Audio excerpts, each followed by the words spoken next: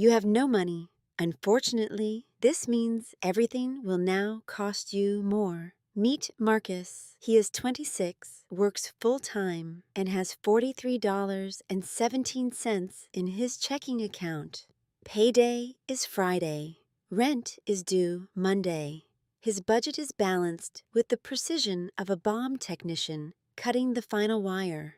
Then, on Tuesday morning, his car makes a sound usually heard from wounded farm equipment and dies in an intersection. The repair shop says $650. If Marcus had $650, the repair would cost $650. But Marcus does not have the $650, so the same repair is about to become a deluxe financial experience. He first pays for a tow.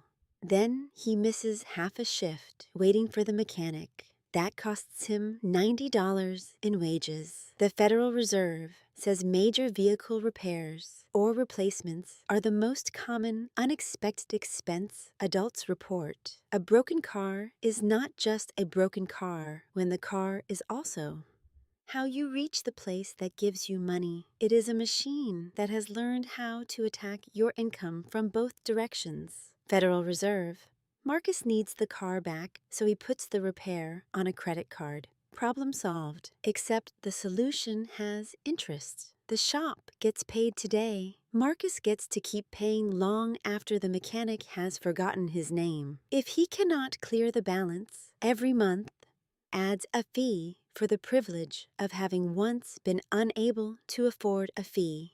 He drives home relieved until his phone displays a rent notification. Because he lost wages and paid for the tow, his account is now short. The payment still attempts to leave. His bank rejects it and charges him. His landlord then adds a late fee. One missing pile of money has now been counted twice by two separate companies, which is efficient if you are either company. Marcus transfers the last of his savings into checking. Unfortunately, an automatic subscription arrives first. His balance drops below zero. Again, this is the poverty penalty in its purest form. When you have money, mistakes are inconveniences. When you do not, they reproduce. Overdraft and insufficient funds fees fall heavily on financially vulnerable customers. Some people use overdraft deliberately because it is the only short-term credit available. Others are surprised by it. Either way, borrowing a small amount for a few days can become absurdly expensive when the price is charged as a flat fee instead of a normal interest rate. Consumer Financial Protection Bureau. By Wednesday, Marcus needs groceries. The cheapest option would be to buy rice, meat, detergent, and toilet paper in larger quantities. Buying in bulk usually lowers the cost per item. It also requires more money today, storage space, transportation, and enough certainty that nothing else will explode before dinner. Marcus has none of those. So he buys smaller packages from the store near his apartment. They cost less at the register, but more per ounce. The wealthy customer pays more once and less overall. Marcus pays less now and more forever. His apartment has the same design philosophy. It is cheaper than newer buildings, but the windows leak heat, the refrigerator is inefficient, and the laundromat charges per load. Low rent does not always mean low housing costs. Sometimes it means purchasing your apartment in tiny monthly pieces through electricity bills and quarters. On Thursday, Marcus drops his phone. The screen dies. Normally, this would be irritating. For Marcus, it threatens his work schedule, banking access, maps, authentication codes, and the app his manager uses to announce shifts. With the predictability of a hostage negotiator, a replacement costs $320. Marcus sees 4 payments of $80 and chooses buy now, pay later. The phone is affordable again. Technically, Buy now, pay later divides one price into smaller promises. Many plans charge no interest when paid on time, which can be useful, but the payment is not smaller. It is hiding in the future, where Marcus has already sent the car repair, rent shortage, credit card bill, and every other problem he could not afford in the present. Consumer Financial Protection Bureau. He now has 4 Marcus problems scheduled to arrive every 2 weeks. By Friday, his paycheck lands. For approximately 11 seconds, he is rich. Then rent takes its share. The bank takes its fee. The landlord takes another. The credit card requests a minimum payment. The first phone installment arrives. Gas is needed so he can return to work and earn the next paycheck, which has already been assigned jobs before it exists. Marcus started the week $43 above zero. He worked almost every day and ended it owing more than he did before. With no room left, Marcus considers a paycheck advance.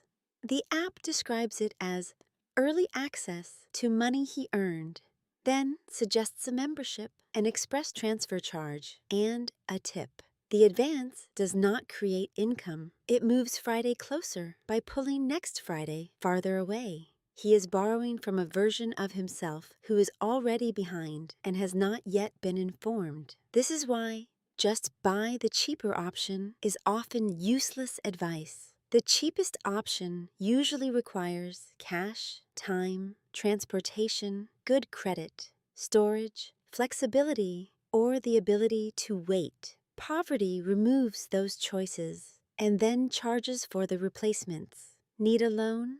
A weaker credit history can mean a higher rate. Need an apartment? Limited options can mean a larger deposit, worse location, or higher transportation costs.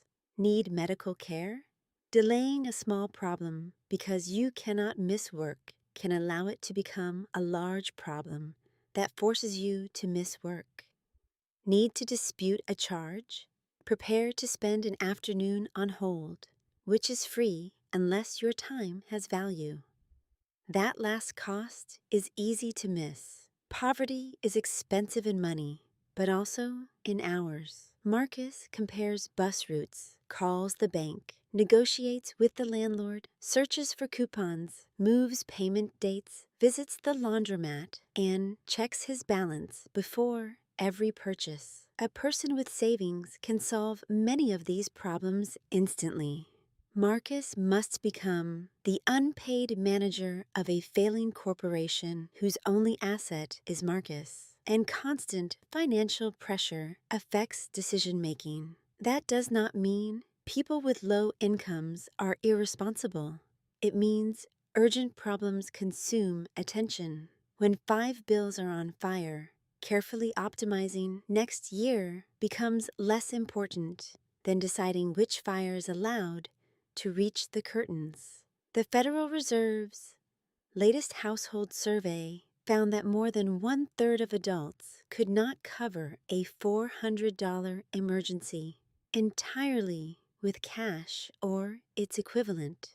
12% said they could not pay it by any method at that moment. The issue is not a rare inability to understand budgeting. Millions of budgets simply contain no room for reality. Federal Reserve. Now watch what happens if Marcus begins the same week with $1,000 saved. The car still breaks, the repair still hurts, but he pays it without interest. He avoids the late rent, overdraft, and missed phone installment. His $1,000 does not earn him anything. It prevents $600 from recruiting friends. That is what savings really buy first. Not wealth, but cheaper emergencies. Money gives you the ability to wait for a sale, buy the reliable item, choose the lower interest loan, miss a shift without missing rent, leave a terrible job, or solve one problem without creating 3 more. Being poor is expensive because Nearly every system offers a discount for already having resources. The cruelest part is that Marcus can do everything reasonably and still fall behind. Personal choices matter, but they operate inside wages, rent, transportation, healthcare, banking fees, and whether one broken machine can erase a month of work. You cannot budget your way around income that never covers the basics. By the next payday, Marcus is not recovering from one emergency. He is financing its descendants. The car repair created interest. The missing wages created late fees. The late fees erased grocery money. The grocery shortage pushed costs forward. The phone payment is waiting next Tuesday. Nothing he bought was luxurious. The expensive item was not the car repair. It was not having $650. When the car repair happened, it means paying more for the right to have less.